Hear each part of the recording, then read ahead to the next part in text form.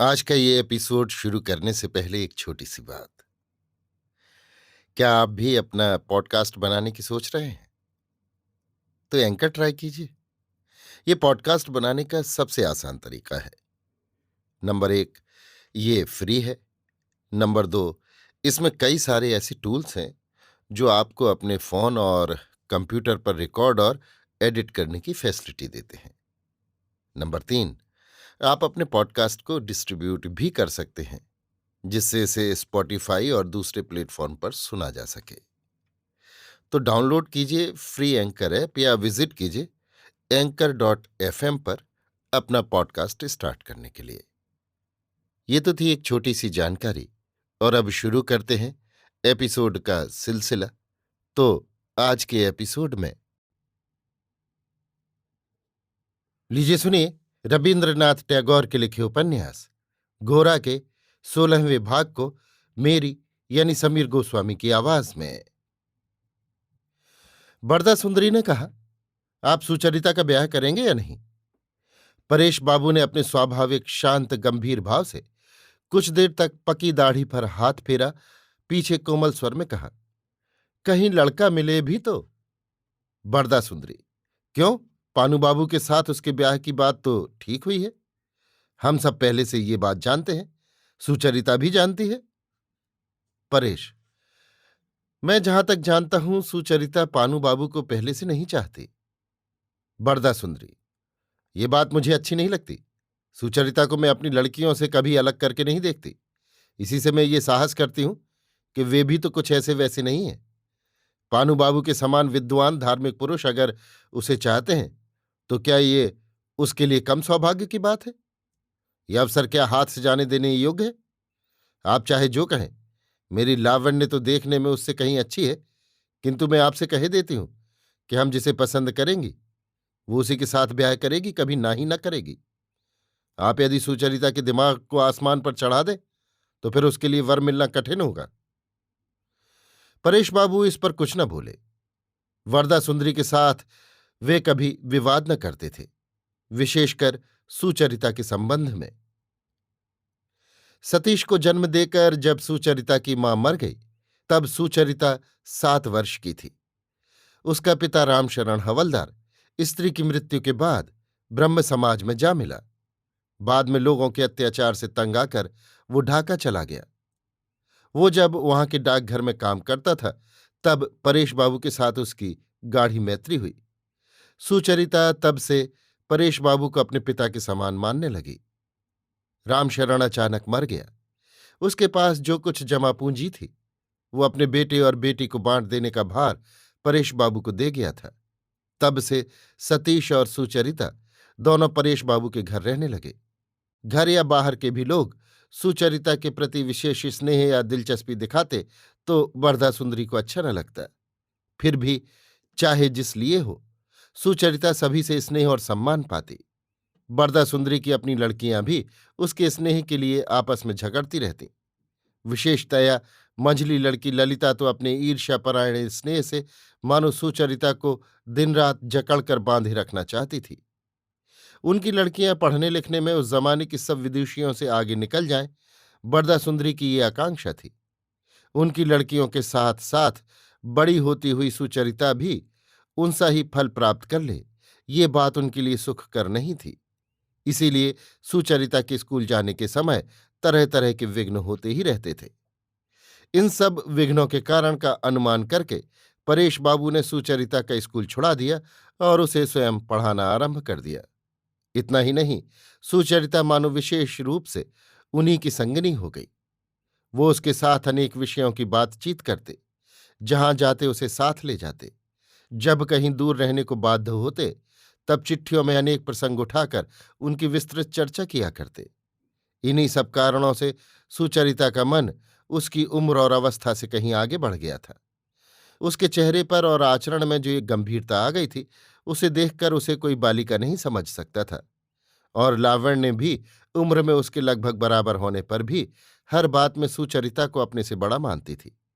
यहां तक कि बरदा सुंदरी भी चाहने पर भी उसकी किसी तरह की अवज्ञा नहीं कर सकती थी। पाठक पहले ही जान चुके हैं कि हारान चंद्र उर्फ पानू बाबू बड़े उत्साही ब्राह्म थे। ब्राह्म समाज के सभी उनके हाथ में थे। वो रात्रि पाठशाला के शिक्षक, समाचार पत्र संपादक और स्त्री विद्यालय के मंत्री थे। किसी भी काम में उनकी शिथिलता नहीं पाई जाती थी। सभी के मन में यही आशा थी कि यही युवक एक दिन ब्राह्म समाज का ऊंचा आसन ग्रहण करेगा। विशेषकर अंग्रेजी भाषा में पानू बाबू के अधिकार और दर्शन शास्त्र में उनकी पारदर्शिता के संबंध में उनका यश विद्यालय के छात्रों के द्वारा ब्राह्म समाज के बाहर भी दूर दूर तक फैल गया था। इन सब गुणों के कारण अन्य अन्य ब्राह्मणों की भांति सुचरिता भी हारान बाबू पर विशेष श्रद्धा रखती थी। ढाके से कलकत्ते आते समय हारान बाबू के साथ परिचय होने के लिए उसके मन में विशेष उत्सुकता भी उत्पन्न हुई थी। अंत में प्रसिद्ध हारान बाबू के साथ केवल परिचय होकर ही नहीं रह गया, बल्कि थोड़े ही दिनों में सुचरिता के प्रति अपने हृदय का अनुराग दिखलाने में हारान बाबू ने कुछ संकोच न किया। स्पष्ट रूप से उन्होंने सुचरिता के निकट प्रेम भले ही प्रकट न किया हो, किंतु सुचरिता की सब तरह की कमियों को पूर्ण करने में, उसकी त्रुटियों के संशोधन में, उसके उत्साह को बढ़ाने में, उसकी उन्नति में उन्होंने ऐसा मन लगाया, ऐसा ध्यान दिया कि ये बात सबको स्पष्ट विदित हो गई कि सुचरिता को विशेष रूप से अपने लायक सहधर्मिणी या जीवन संगनी बनाने की उनकी प्रबल इच्छा है। इस घटना से हारान बाबू के प्रति बरदा सुंदरी की पहले की श्रद्धा नष्ट हो गई। वो उन्हें मामूली स्कूल मास्टर मात्र मानकर उनकी अवज्ञा करने की कोशिश करने लगी। सुचरिता ने जब जाना कि मैंने प्रसिद्ध हारान बाबू के मन पर विजय प्राप्त की है, तब वो मन में कुछ कुछ भक्ति के साथ गर्व का अनुभव करने लगी। लड़की वाले की ओर से कोई प्रस्ताव उपस्थित न होने पर भी हारान बाबू के ही साथ सुचरिता का विवाह होना जब सभी ने निश्चय समझ लिया, तब सुचरिता ने भी मन ही मन उसमें योग दिया था। सुचरिता की एक विशेष इच्छा ये थी कि हारान बाबू ने ब्राह्म समाज के जिस हित साधन के लिए अपना जीवन उत्सर्ग किया है, उनके सभी कार्यों में मदद दे सकूंगी। विवाह की ये कल्पना उसके लिए भय, आवेग और कठिन उत्तरदायित्व ज्ञान द्वारा बने हुए पत्थर के दुर्ग की भांति अभेद्य मालूम होने लगी। वो केवल सुख से रहने का किला नहीं है, वो तो युद्ध करने के ही लिए रचा गया है।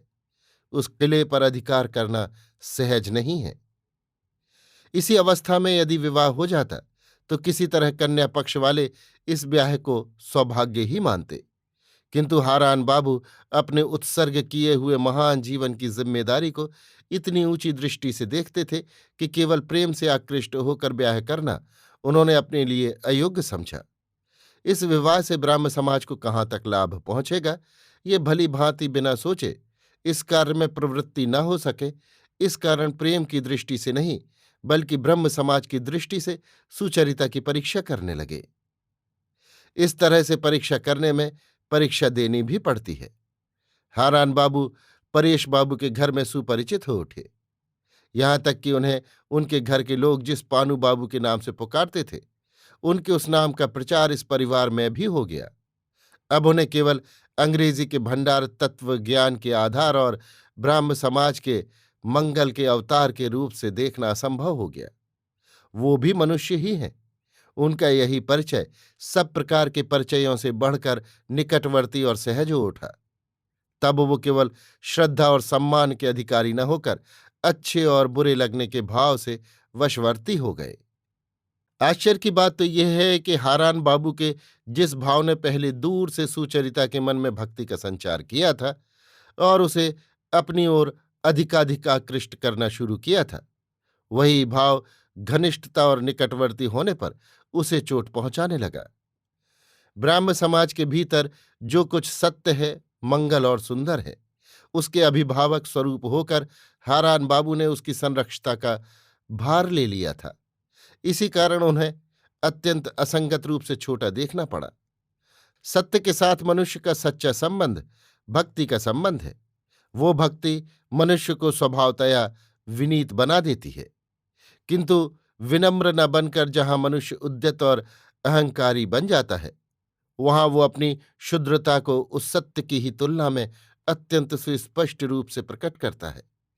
यहीं पर परेश बाबू के साथ हारान का भेद सुचरिता ने देखा और मन ही मन उसकी आलोचना किए बिना उससे नहीं रहा गया। परेश बाबू के मुखमंडल की शांत छवि देखते ही उस सत्य का महत्व नजर आता है जिसे वो हृदय में धारण किए हुए है। किंतु हारान बाबू का हाल वैसा नहीं है। ब्राह्म समाजीपन की पोशाक के भीतर अपने को प्रकट करने की उनकी उच्च प्रवृत्ति और सब कुछ ढककर उनकी सब बातों और कामों में अशोभन अभद्र रूप से जाहिर हुआ करती है। इससे संप्रदाय में उनका सम्मान बढ़ा था। किंतु परेश बाबू की शिक्षा के प्रभाव से सुचरिता सांप्रदायिक संकीर्णता में नहीं बंध सकी थी। इसलिए हारान बाबू की ये एकांत ब्राह्मिकता उसकी स्वाभाविक मानवता को चोट पहुंचाती थी। हारान बाबू समझते थे धर्म साधना के कारण उनकी दृष्टि शक्ति इतनी स्वच्छ हो गई है कि दूसरे सब लोगों का भला बुरा और झूठ सच वो अनायास ही समझ सकते हैं। इसीलिए वो सर्वदा हर किसी का विचार करने को तैयार रहते। विषयी लोग परनिंदा और नुक्ताचीनी करते रहते हैं, लेकिन जो लोग धार्मिकता की भाषा में ये काम करते हैं उनकी इस निंदा के साथ एक आध्यात्मिक अहंकार भी मिला रहता है जो संसार में बहुत बड़ा उपद्रव खड़ा कर देता है। सुचरिता उस भाव को बिल्कुल नहीं सह सकती थी। ब्राह्म संप्रदाय के बारे में उसके मन में कोई गर्व न हो ऐसा नहीं था। तथापि ब्राह्म समाज में जो बड़े लोग हैं वे ब्राह्म होने के कारण ही एक विशेष शक्ति पाकर बड़े हुए हैं, या कि ब्राह्म समाज के बाहर जो चरित्र भ्रष्ट लोग हैं वे ब्राह्म न होने के कारण ही विशेष रूप से शक्तिहीन होकर बिगड़ गए हैं। इस बात को लेकर सुचरिता की हारान बाबू से कई बार बहस हो जाती थी। हारान बाबू जब ब्रह्म समाज की भलाई पर लक्ष्य करके विचार के समय परेश बाबू को भी अपराधी बताना चाहते थे, उन्हें भी कोरा नहीं छोड़ते थे, तभी सुचरिता जैसे चोट खाई हुई नागिन की तरह ऐंठने लगती थी। उससे ये व्यवहार नहीं सहा जाता था। उस समय बंग देश के बीच शिक्षित मंडली में भगवत गीता का पठना पाठना प्रचलित न था। काली सिंह बाबू का वंगानुवाद महाभारत भी प्रायः सभी उन्होंने पढ़कर सुचरिता को सुना दिया था। हारान बाबू को ये अच्छा न लगता था। वो ब्राह्म परिवार में इन सब ग्रंथों के बायकाट के पक्षपाती थे। उन्होंने खुद भी कभी ये ग्रंथ नहीं पढ़े। वो रामायण महाभारत गीता आदि को गपोड़े पसंद गंवार पुराने ख्याल के कुसंस्काराच्छन्न हिंदुओं की चीज समझकर उन्हें दूर रखना चाहते थे। धर्मशास्त्र में केवल बाइबिल ही उनका एकमात्र सहारा थी। परेश बाबू जो अपनी शास्त्र चर्चा और छोटे मोटे अन्य अनेक मामलों में अब्राह्म की हद बांध कर नहीं चलते थे, ये बात हारान बाबू को बहुत बुरी मालूम होती थी, जैसे कोई उनके शरीर में कांटे चुभ होता था। परेश बाबू के आचरण पर कोई जाहिरा या मन ही मन किसी तरह का दोषारोपण करे, ऐसी स्पर्धा को सुचरिता कभी सह नहीं सकती। और ऐसी स्पर्धा प्रकट हो पड़ने से ही हारान बाबू सुचरिता की नजरों में हे हो गए थे। यहाँ तक कि इस ओछेपन के आचरण से उसे उन पर अश्रद्धा सी हो चली थी। ऐसे ही अनेक कारणों से परेश बाबू के घर में हारान बाबू का मान दिन दिन घटता गया। बरदा सुंदरी भी ब्राह्म अब्राह्म का भेद निभाने में यद्यपि हारान बाबू से किसी तरह कम उत्साही न थी, और उन्हें भी अनेक समय पति के आचरण के कारण लज्जा का बोध होता था, तथापि हारान बाबू को वो आदर्श पुरुष नहीं मानती थीं। हारान बाबू के हजारों दोष उन्हें दिखते रहते थे। हारान बाबू के सांप्रदायिक उत्साह के अत्याचार और संकीर्ण रूखेपन से यद्यपि सुचरिता का मन भीतर ही भीतर प्रतिदिन उनकी ओर से विमुख होता जा रहा था, तथापि हारान बाबू के ही साथ सुचरिता का ब्याह होने के बारे में किसी पक्ष के मन में कोई तर्क या संदेह नहीं था। धर्म समाज की दुकान में जो व्यक्ति अपने ऊपर खूब बड़े बड़े अक्षरों में उच्च मूल्य की चिट चिपका रखता है, अन्य लोग भी क्रमशः उसके महंगेपन की मूल्य की अधिकता को स्वीकार कर लेते हैं। यहां तक कि परेश बाबू ने भी मन ही मन सुचरिता के संबंध में हारान बाबू के दावे को अग्राह्य नहीं किया। सभी लोग हारान बाबू को ब्राह्म समाज का भावी कर्णधार अथवा अवलंबन स्वरूप जानते थे, और वो भी इसके विरुद्ध विचार न करके इसी का अनुमोदन करते थे।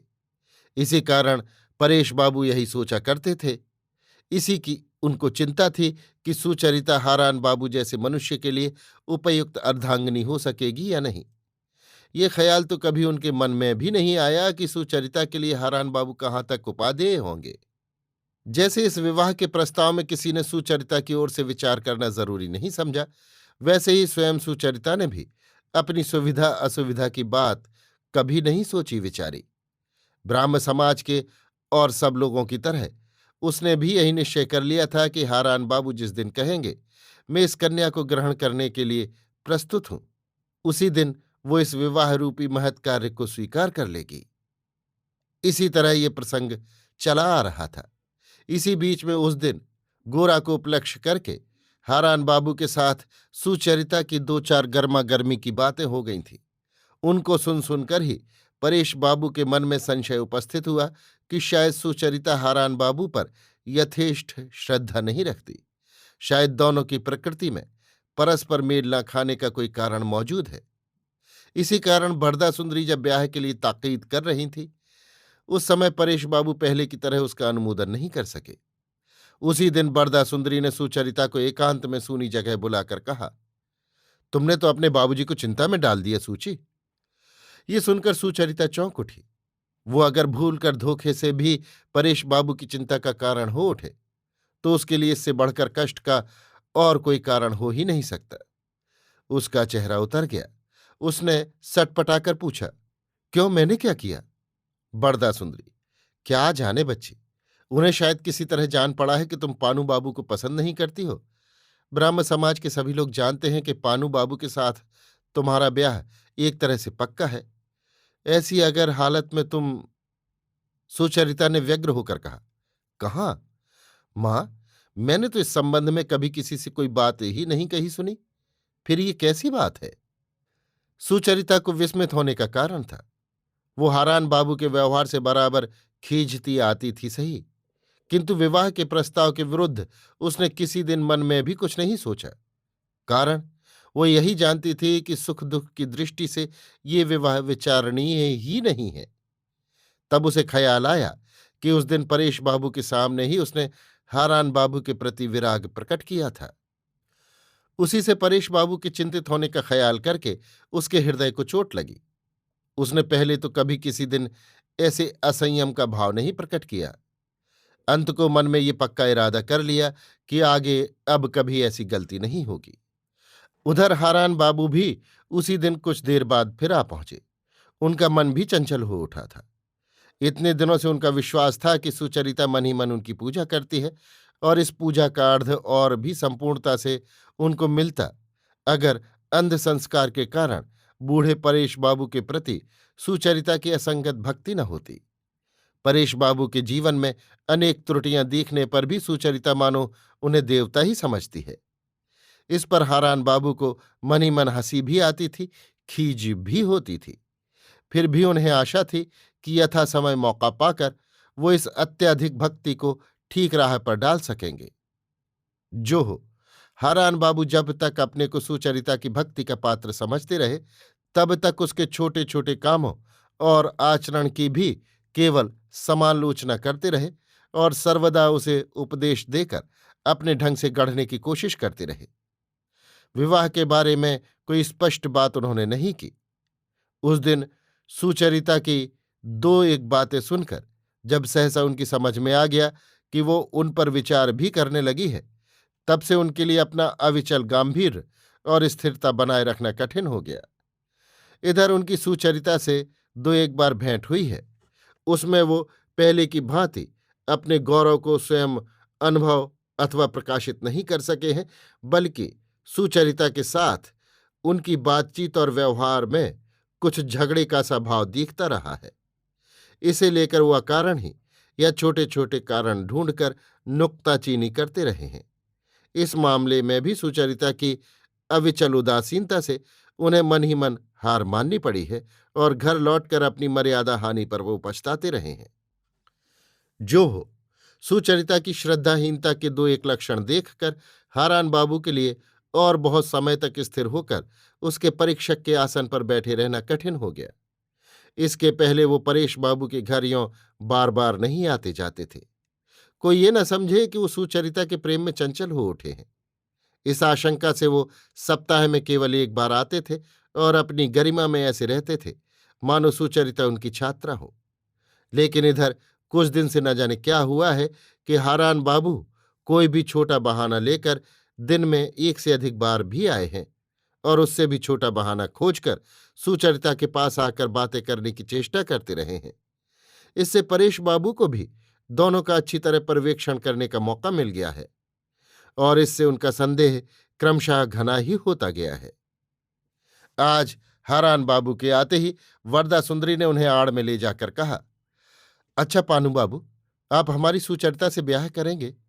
ये बात सभी के मुंह से सुन पड़ती है, लेकिन आपके मुंह से तो इस बारे में कभी कोई बात नहीं सुनने को मिलती। अगर सचमुच आपका ऐसा इरादा हो तो उसे स्पष्ट करके क्यों नहीं कहते? हारान बाबू अब और देर न कर सके। इस समय वो सुचरिता को किसी तरह अपने हाथ में कर सकें तो फिर निश्चिंत हो जाएं। सुचरिता की अपने ऊपर भक्ति और ब्रह्म समाज की हित चिंतना के बारे में योग्यता, दोनों बातों की परीक्षा तो पीछे भी की जा सकती है। हारान बाबू ने बरदा से कहा, इसके कहने की जरूरत नहीं थी, इससे नहीं कहा। सुचरिता की अवस्था 18 साल की हो जाने की राह देख रहा था, बस। बरदा ने कहा, आप हर बात में जरा जरूरत से ज्यादा बढ़ जाते हैं। हम लोग तो लड़की की शादी के लिए 14 बरस ही काफी समझते हैं। उस दिन चाय पीने के टेबल पर सुचरिता का ढंग देखकर परेश बाबू दंग हो गए। सुचरिता ने बहुत दिनों से इधर हारान बाबू की इतनी खातिर और इज्जत नहीं की थी।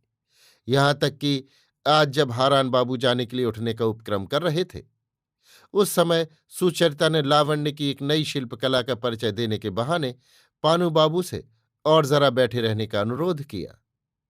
परेश बाबू का मन इधर से निश्चिंत हो गया। जो खटका पैदा हो गया था वो जाता रहा। उन्होंने सोचा मेरी भूल थी, यहां तक कि वो मन ही मन जरा हंसे भी।